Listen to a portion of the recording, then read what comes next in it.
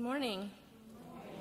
My name is Christine Usmen, and I'm a member of this church, and I've been attending here since 2006. You might recognize me from Temple Strings. Today I'm here to talk to you about our organ, this magnificent instrument that has graced my experiences with this church from day one, even before I started participating in the music ministry. Like others you've heard from in previous weeks, the organ is no ordinary instrument. It's special because it's associated with church and elicits very personal memories from each of us. For me, the organ has represented my mother. As some of you know, I'm a PK, like some others in this church. It's a pastor's kid. And my father was a United Methodist minister until he retired a few years ago. My mother, in a way, was a cliche of a minister's wife. She played the organ. And with a few exceptions, she served as church organist of my father's church for much of his career. I still vividly remember a picture of my mother playing the organ. I was probably 4 or 5 years old.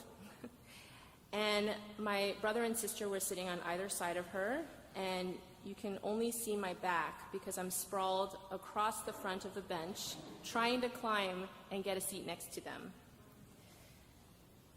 So I've been up close seeing my mother play the organ many times with the multiple rows of keys and tapping the pedals with her feet and pressing the swell. And today I still enjoy hearing the organ music that Philip plays every Sunday in this church, albeit from the sidelines. In fact, all the churches I have attended since leaving home had an organ. It's one of the elements I looked for in a home church. So it's no surprise I ended up here.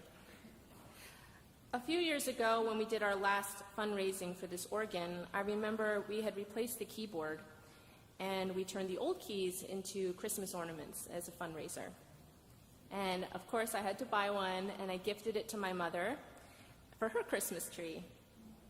So the organ music I hear every week here gives me a connection to my family and the memories and warm feelings of being in God's house. I ask you today to think about the contribution the organ has made to your life. Does it elicit feelings and memories for you? Does it help immerse you in the spirit of God's house and of a worship service? I was surprised to learn last week that only about 60% of the organ is functional.